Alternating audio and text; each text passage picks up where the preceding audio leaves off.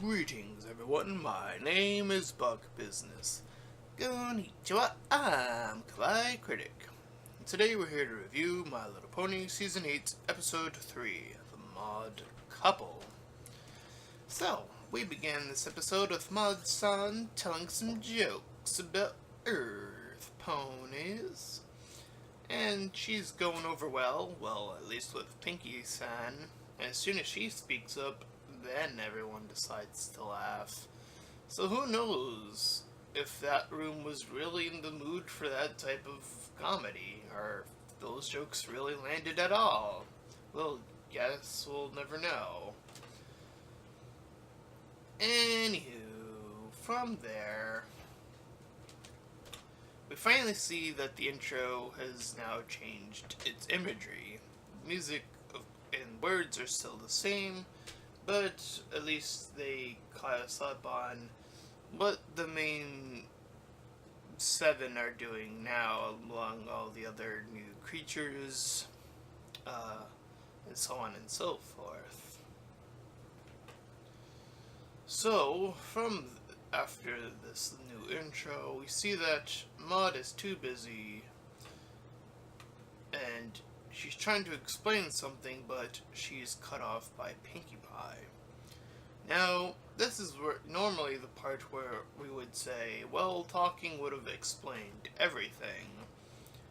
And in this case, I'll say that talking would have made the episode go by, or the introduction of this new character a little bit faster, but then the issue probably would have remained the same, due to the fact that Pinkie would still be like,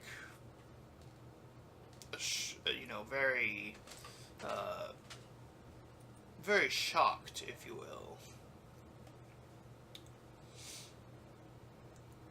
So Pinkie-san looks for Mod-san the next day, and she ends up looking around and then ends up seeing Starlight-san.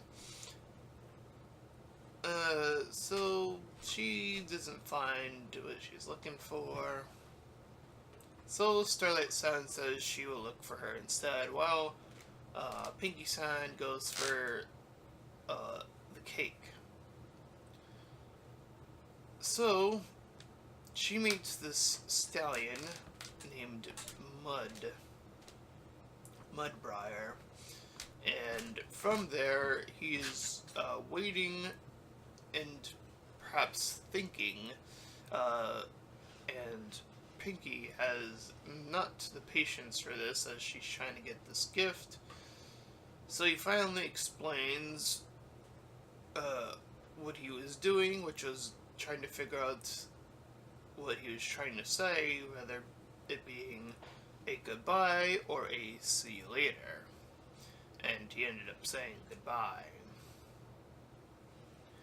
Anyways, after that little moment, Pinkie bumps right into Maud.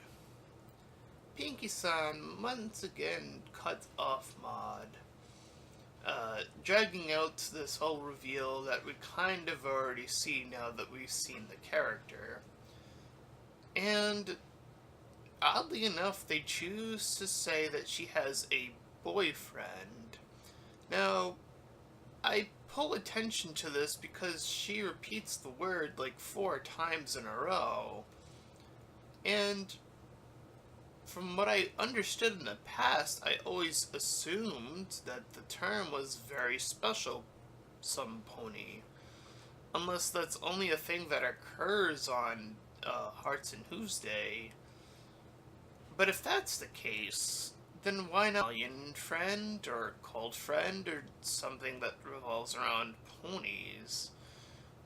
Really, the term they're gonna go with is boyfriend. It's just so odd, considering that, again, My Little Pony has a tendency to, how do I say, use pony terminology in its own world. So again, the term boyfriend here is just very odd.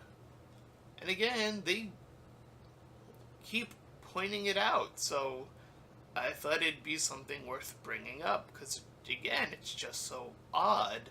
Like, if it was the other way around, would you not call it a mirror friend? Anyway, other than that weird thing that goes on and on and on for a while,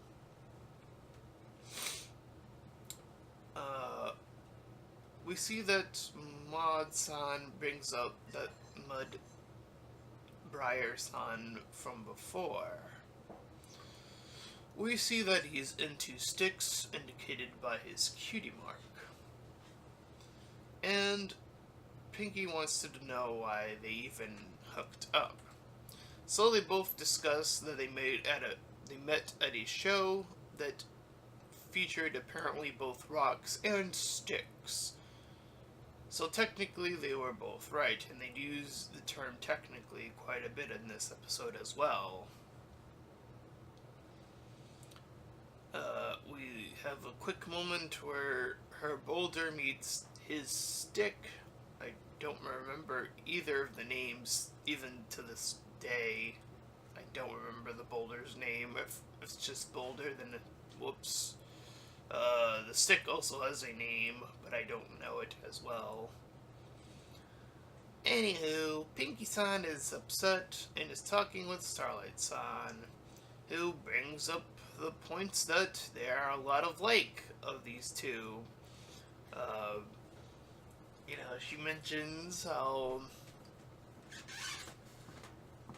Maud-san is very, isolated and odd, and she, Starlight-san, once again playing the role of mediator here, says that, they do have a lot in common, apparently, even though she's only going off what Pinky-san said. But anyways, she ends up going to her party cave, or as he refers to it, a cavern. And he points out through his mind space, I guess I'll call it. I forget what he called it, but, he says that Maud-san wouldn't like a proper surprise. And once again, Pinky-san is upset at this. So this is all about, this sort of thing where she doesn't want to lose Maud-san once again, and this time it revolves around a stallion. And it's further indicated when she says that Maud has chosen her, or chosen him over her, I should say. So, she runs off, and from there she envisions her friends saying the opposite things of what they are usually into. And Twilight-san has a particularly funny line. It's just her delivery. It's just so bizarre how she says it. It just sticks out more than all the other ones for some reason. At any rate, Pinky goes home and is told to go to work by one of her other sisters, Limestone.